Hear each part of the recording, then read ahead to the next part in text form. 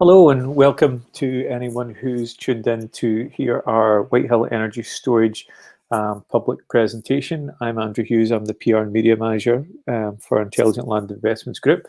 We also have Greg Templeton, our Planning Manager, who'll be joining us on the live stream shortly. I'm just going to run through a little bit about what it is we're trying to do today, explain a wee bit of an overview. So this is the kind of public meeting that we normally do face-to-face. So but obviously, pre-pandemic, we would book a hall up in Gartcosh. We'd come up and have everything printed out, and we'd have a planning meet, a kind of meeting like this. It would run for similar times, and everyone would come and see the plans, and we'd chat to everyone.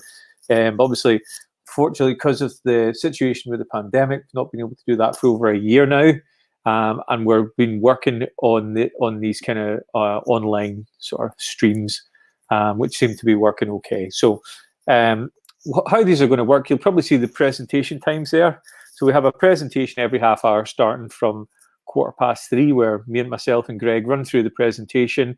Tells you a little bit about what it is we're trying to do with energy storage, a little bit about the company, why we want to do a project in this location, and some of the plans, so you can see exactly what it is we're looking to do.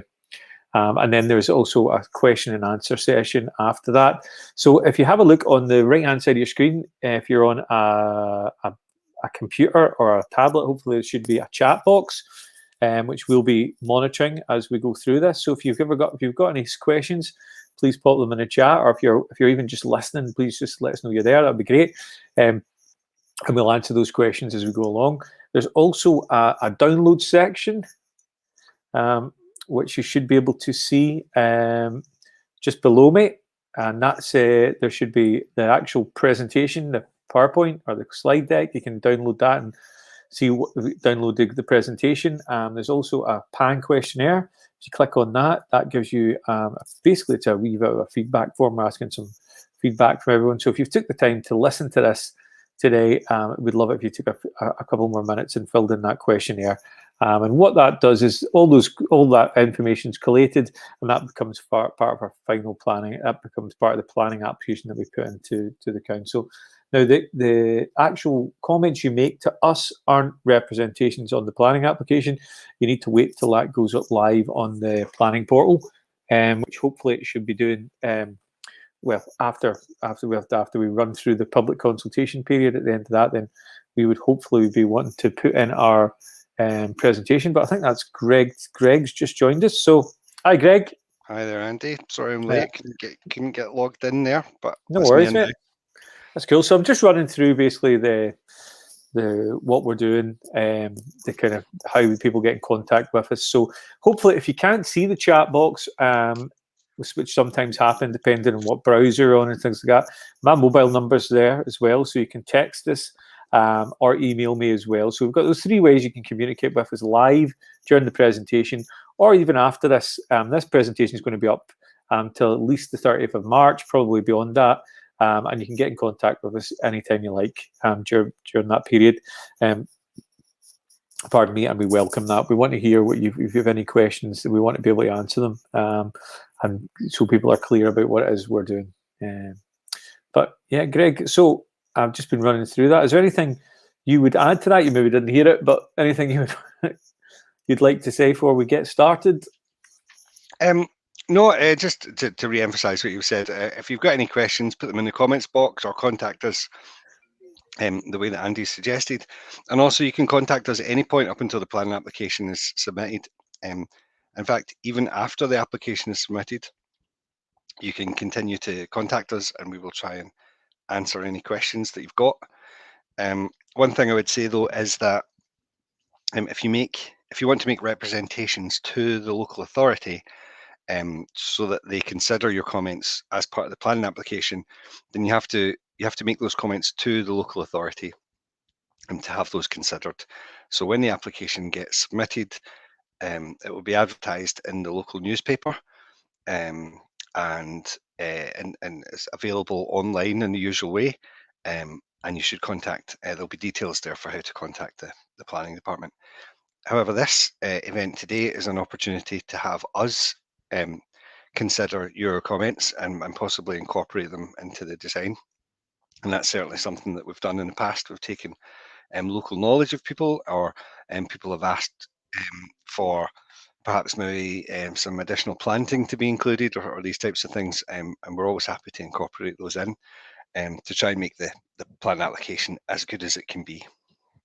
Now, I've just noticed that Andy has dropped out, so I think I was having some technical troubles getting in. I think Andy's maybe experiencing something similar.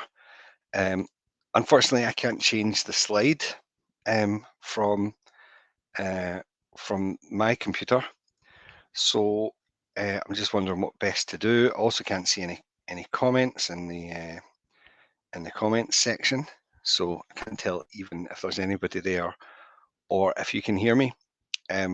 I'll just assume that you can hear me, because I think it probably, if you've taken the time to log in, it's probably best that you hear me talking nonsense rather than you hear some silence. So I think what I'll do, I know the presentations fairly well. We've been through them a few times. So I think what I'll maybe do is start by, oh, hi Andy, you're back. Hiya, I'm back. Andy, I was just about to start going through the slides without being able to show the slides because I've seen them so often. I think I know them quite well. That's fine. No, well, I can do that, Greg. I was just had another urgent phone call there, but that's fine. Okay. So is it quarter past yet? We've still got another couple of minutes. So what I'll do is we'll close this. We'll put this up full screen, and we'll start the presentation at quarter past. I can't see anybody in the chat, so if you're in the chat, if you are there, please let us know. We'd like to hear from you.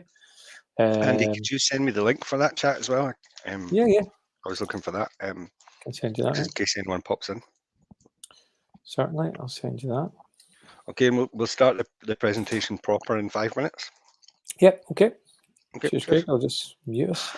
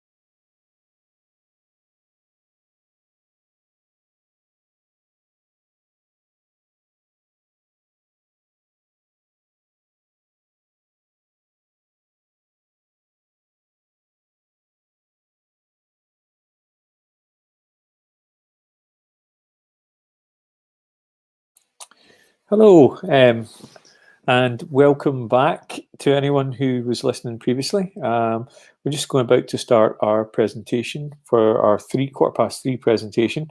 And like I said previously, we're going to run through one of these every half hour. So if you log in the middle of one, you can just wait till the next one. And obviously we'll answer questions as we go along.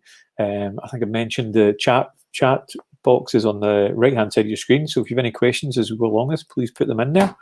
And with that, I think I'll just start the presentation. So, so what is the project? So we're proposing is a 49.9 megawatt energy storage facility, and that's made up of a containerized battery solution. So what that really is cargo shipping containers with racks of batteries in them. And we've got a number of those on the site. Some other equipment that we need, a meter building, a small substation to get the power to and from the grid, some fencing and access track to that. And we're going to have some screening by planting new trees as well to kind of screen it visually. So that's the bare bones of what it is we're going to be putting on site. What these kind of projects do, what all energy storage projects do in effect, are we take excess power from the grid, so times when there's production of power when it's not needed. So usually that's coming from renewable energy sources. So if you think about wind turbines in the middle of the night that are spinning, nobody needs that power. Or really sunny days when we don't need that solar energy. Instead of switching those generators off, what we can do is we can store that power and put it back into the grid when we do need it. And that helps balance supply and demand for the grid. But I'll go into a lot more detail about that in a wee minute. So that's what the project is. So who are Intelligent Land Investments Group? So we are an energy storage development company based in Hamilton, Lanarkshire. We started in 2017. The energy storage side of things started in 2017. Previous to that, we were involved in the feed-in tariff projects. So done a lot of kind of solar, wind and hydro projects. We took over 100 of those through planning, and a lot of those are up and spinning or generating power now. So we've done a lot of renewable energy projects, and we realised that the next kind of thing that was going to be an issue was going to be energy storage. So 2017, we started the energy storage side of things, and our plan is to bring 3 gigawatts of energy storage to Scotland. And we're going to do that through primarily through developing 3 pump storage hydro projects, large scale kind of projects, similar to the one at Oban called Crooken. I don't know if you've heard of that. That's one of the most famous ones. And that's been generating now for decades. And we're going to be doing 3 of those kind of projects. The most advanced one we have at the moment is Red John up in the shores of Loch Ness, and that's currently in planning. So all in, we're hoping to have 3 gigawatts of energy storage. 1 gigawatt that is going to come from battery projects like the project here at Whitehill. So why is it needed? Why do we need energy storage in the first place? So Scotland's got a target of net zero by 2045. Which is an ambitious target, and the majority of that's going to come moving away from fossil fuel more towards renewable energy. So what we're doing at the moment is, what happens at the moment is we've got renewable energy projects that are generating power, but the problem that we have with all kind of renewable energy projects is that the power is intermittent, so we can't rely on it to meet demand. We can't switch it on when we need it. And what's happened in the past is that to meet those kind of drops in generation, we've turned up the gas or the coal or nuclear. And as we move away from those kind of generators, as we move to more renewable energy, that creates an even bigger problem for us. So that's where energy storage really comes into its own. And that's why we need an increase in projects like this. National Grid have estimated we could need up to 37 gigawatts of energy storage by 2050. Currently, we have around about 4 gigawatts, so we're quite a bit away from that kind of that target. The Scottish Government are supportive of this. The UK Government, the Committee on Climate Change have all recognised that energy storage is going to play a big part in hitting these net zero targets that we're all striving towards.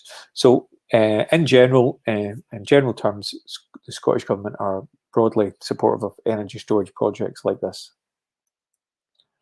But why are we at why are we in the location that we're in? And the reason is that we're next to the Easterhouse GSP, or basically the big substation that's near where we are. And that's a GSP is a grid supply point. So it's a major hub for the grid network where we have transmission power coming in on pylons, so at high voltages, and that gets broken down into smaller voltages and out to smaller substations and eventually down into the wires into your house and to businesses. So adding energy storage at this kind of grid hub makes sense. But unfortunately in Scotland, there's not that many locations or many of these GSPs that can accept the level of power around about the 50 megawatt mark that we're looking to put in. So that's why Easterhouse is one of those. So that's why we're at this substation here. So here we've got a good location plan that can give you an idea where we are. So you can see we're kind of sandwiched between the M73 and the A752, Coatbridge Road and the M73 in effect. The land's at Whitehill Farm at Garcosh. We're around about 1 kilometre south of Garcosh, 1 kilometre west of Townhead, and 1.5 kilometres northeast of Easterhouse. And the closest thing really you would notice is the Wood End Lock that's quite close on to the southeast. The nearest housing is around about 400 metres away across the substation to the east. Whitehill Farm is about 500 metres and Lockwood Farm is around 600 metres to the southwest. So that's the kind of nearest dwellings. It's quite an unusual site that we have because the boundary is right across, the boundary runs right down the middle of the site nearly. So where half of the site is in North Lanarkshire and half of the site is in Glasgow City Council as well. So we're kind of split between two council areas. So I think that gives you an idea. Hopefully you can see the kind of red line there. That's kind of the plan of the boundary that we're proposing. So this gives you a more sort of zoomed in planning version of this. So hopefully you can see the kind of the same red line there to illustrate where we are. We've got the M73 and the Coatbridge Road. So if you see the green rectangles, those are the energy storage units, or those shipping containers I talked about. And there's 50 of those in the site there. So you can see we're taking the access from the Coatbridge Road up to the compound, where we have an access track going down the middle of those energy storage units that are parallel to each other. So we've got 25 of those each side. There's also a small meter building in brown. There's a small area for sort of drainage. And this is quite an early kind of illustration of what it's going to look like, but there's also going to be screening as well. So around the outside of that field, there's going to be some trees and shrubs that'll grow to encapsulate the project over time. The sort of purple line on the outside of the energy storage units is a 3-metre high wooden fence as well. So even when it's installed to start with, you're not going to be able to see in there. There's going to be that wooden fence is what you're going to be able to see from the outside, and over time the trees will grow to completely cover that as well. So these are the energy storage units. Like I said, they're basically shipping containers that have been fitted out with small battery units. So if you've ever seen inside a data center where you see kind of racks and racks of batteries, if you walk into one of these shipping containers, you have racks and racks of batteries either side, small battery units that make up the full energy storage unit. Pardon me. And those are 13 meters by 2.5 meters by 2.6 meters high. And those are the technology that we're using, solid state dry lithium batteries. And those have been used across most other projects in the UK and worldwide.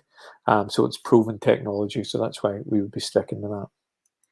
So the substation building, or the meeting building that goes along with this, we need a small building. Basically, it contains the sort of electrical equipment we need to get the power from the batteries to the grid, and from the grid back to the batteries.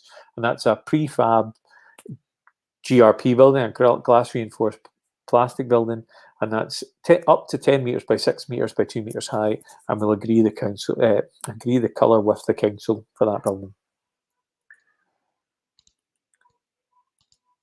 So we've got an illustration here, so a cross section of what our fencing and screening solution is going to be like. So we have the solid wooden acoustic fence that's 3 metre high.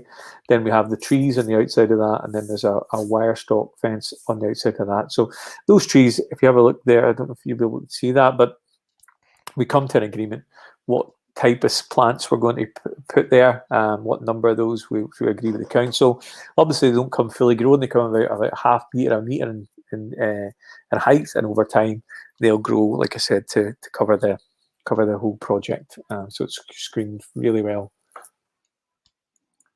So I think that gives you an overview of what it is we're trying to do, sort of energy storage from a sort of national point of view, why we need it, why it's in this location, who we are, and some drawings of what the project's proposed to look like at the moment. Obviously, these are subject to change as we go through this process, and any feedback we can get from you guys is really helpful. So, like I said, there's a downloads section below the video here, and it's a PAN questionnaire, so you can give us your comments. We have a few questions there. People are free to give us their comments, and that all forms part of the final plan, the plan application that we submit. So, would you add anything to that, Greg? No, Andy, I think you've covered everything there. So I'm just looking. I think that's fine if there's no one about just now. I'm just having a look to see. I haven't received anything on text or email. Let me just check the chat. Doesn't seem to be anyone on the chat either. If you are there, if you want to drop us a wee message just to let us know you're listening, that would be good as well. But you might be watching this on catch up, so to speak. And in that case, if you have any questions, please, you can either put them in the form, or you can contact us directly by email or phone me, and we can certainly answer any questions that way too. And all of this is going to be up on the website till at least the 30th of March. So it's all going to be available for quite a wee while. And it's probably be available beyond that. So even after the application goes in, you can still contact us and we can answer any questions. We're more than willing to do that. So I think what we'll do is, Greg, we'll leave it there till 1:45 and we'll come back for the next presentation. Yeah, that'll be fine, Andy. Thanks very much. Cheers. Cheers.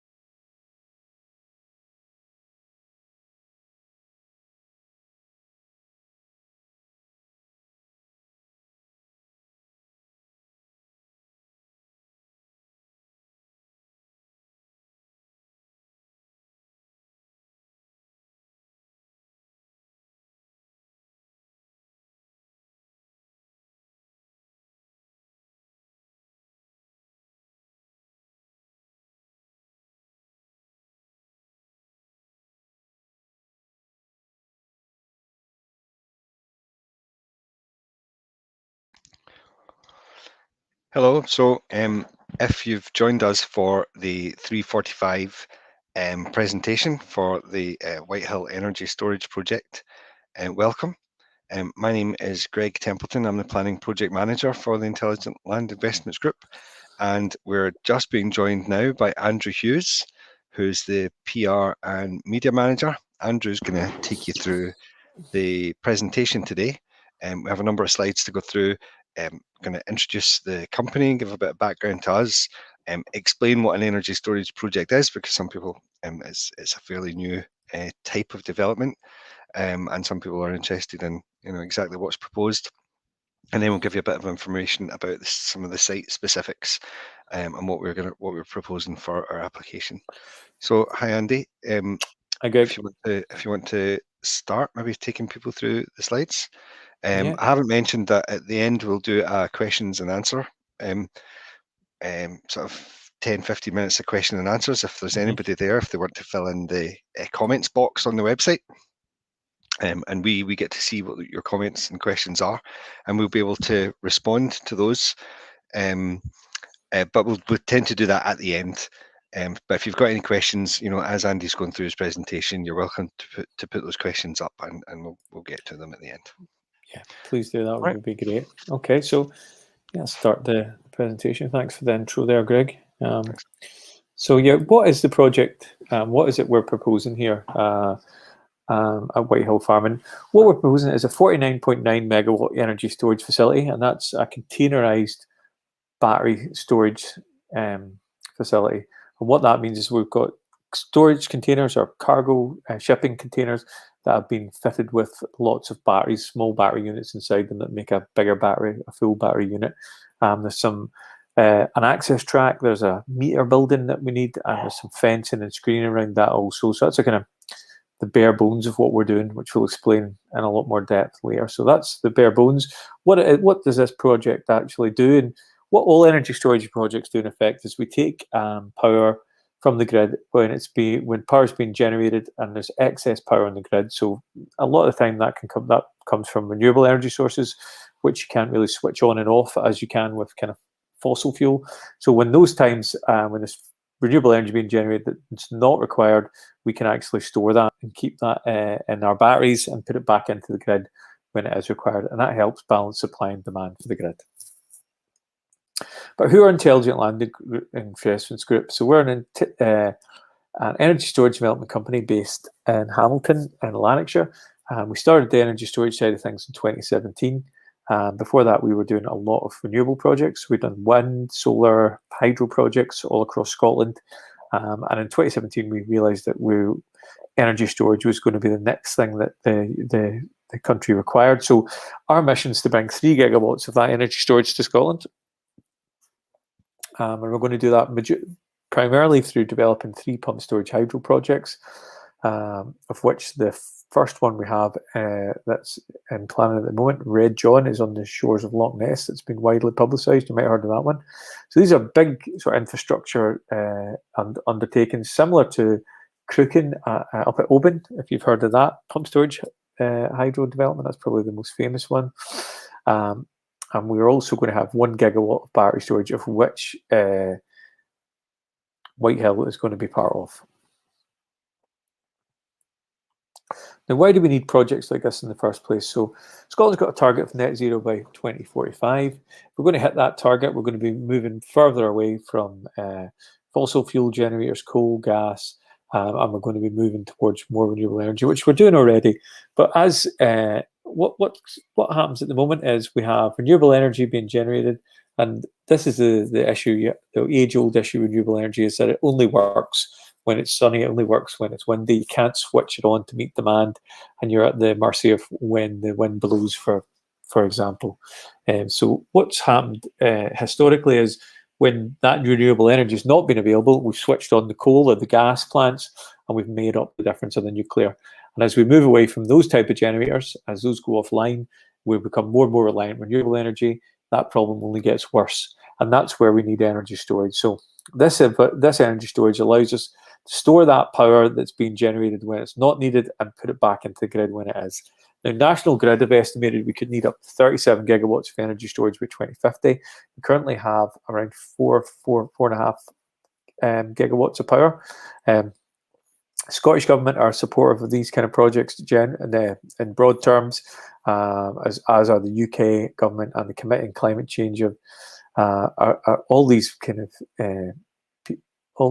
places know that if we're going to hit these net zero targets that we're striving for, energy storage is going to be a big part of the solution.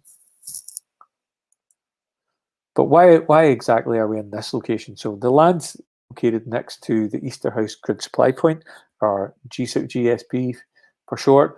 And basically, that's the large substation that's near to where we are, and at that Whitehill farm. And basically, a grid supply point is a hub for the grid network. So it's where transmission power can come in and out on large pylons at large voltages, get split down into smaller voltages, and again out to your homes and to your businesses. And across Scotland, there are very few of these kind of grid supply points that can take the power that we're talking about. So it's a natural location to add in that kind of 50 megawatts of power, but unfortunately there's not that many locations we can add that in. So Easterhouse is one of these grid supply points that has that capacity to do that, so that's why we're there. So these next slides give you an idea of where we are. So hopefully you can see that red line, that's the boundary of the site that we're talking about. Also, we're sort of sandwiched between the Coatbridge Road and the M73. And the site's around a kilometre south of Garcosh, 1 kilometre west of Townhead, and 1.5 kilometres northeast of Easterhouse. And the Wood End Lock is the closest sort of landmark beside the site. The closest houses are around 400 metres from Wood to Wood End Farm. We're about 500 metres from Whitehill Farm itself, and we're around about 600 metres to Lockwood Farm to the southwest. Now, the site's quite unusual in the fact that it kind of straddles North Lanarkshire Council and Glasgow City Council. So you can see the kind of hatched line there going through there. So that's Glasgow City Council and North Lanarkshire on the east. So this plan gives you a good idea if this is what our proposed layouts. So we're taking access from the Coatbridge Road up into, if you see the kind of green rectangles, they are the energy storage units themselves, with a access track going down the middle of those. So we've got 50 of those in total, 25 each side. It's a small retention pond sort of for drainage. We're also going to have a 3 metre high wooden fence around the whole thing, which is sort of the purple line. And outside of that, there's going to be new trees and planting as well that we'll be proposing. So we'll screen the project over time. That'll grow to screen the project entirely. So the energy storage units themselves, they are shipping containers that are, if you can walk into one of these shipping containers, you'll be able to see racks and racks of what are in fact small batteries making up the full battery unit. So they run all the way down the storage container, and the actual containers, they're 13 meters by 2.5 meters by 2.6 meters high, and we're using solid state lithium batteries in those, which are used across almost all other battery projects across the UK and worldwide. The small substation building, just skipped a few here. Hold on 2 seconds, let's go back. Apologies, where did we get to? There. So yeah, the small substation building, which that basically contains all the equipment we need, all the electrical equipment to get the power from the grid to the batteries, and from the battery back to the grid again. And that's a GRP building that's 10 meters by 6 meters by 2.5 meters high, with a colour that we will agree with the council. Oh, skipped another one again. Apologies about this.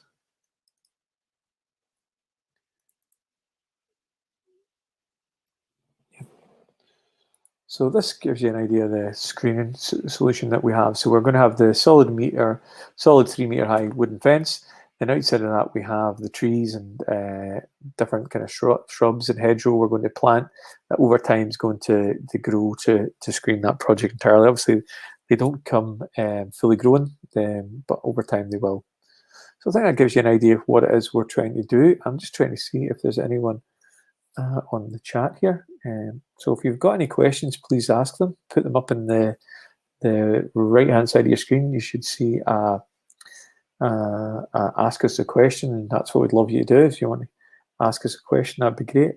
Or you can fill in the PAN questionnaire, which is below the video, the download section. So if you see PAN questionnaire, you can fill in that short form and give us your feedback. We'd love to hear from you. Is there anything you would add to that, Greg? No, Andy, do we have a drawing that shows the extent of the landscape planting that we're proposing? Has that been finalised yet? It hasn't been finalised yet, no. Right, okay. We're still working on that, but I think the cross section gives you an idea of what that's kind of going to look like. Yeah, because we do tend to put in quite a lot of planting around there, and it does screen it quite a lot. Just when you see the site plan with the containers within the sort of fenced area, it can look like it's just sort of floating in space there. It's like right stuck in the middle of a field, but the landscaping tends to like allow it to fit into the landscape easier, and it's a bit softer on the eye. So when the final application comes forward, the extent of all that landscaping will be included in that, and people will get an idea of how this sits within the landscape. It's not quite as it appears on that drawing. It's quite a sort of technical engineering drawing at the moment. So there's still a bit of work needing done to the application, which is part of the reason for having these public consultations, is that we're doing it at a sort of fairly early stage in the development, and it allows us to find out and tackle any potential issues that there might be. So again, just encourage anyone if there is anyone there and they have any questions or comments, to get in touch with us.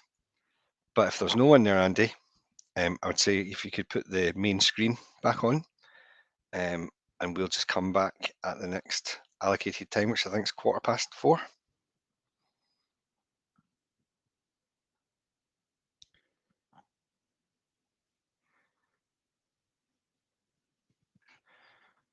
Yep, so that's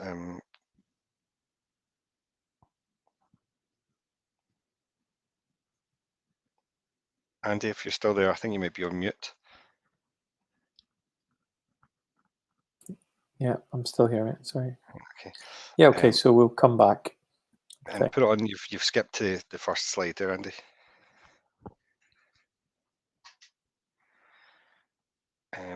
Could you give me a little phone as well, Andy, on the mobile just now?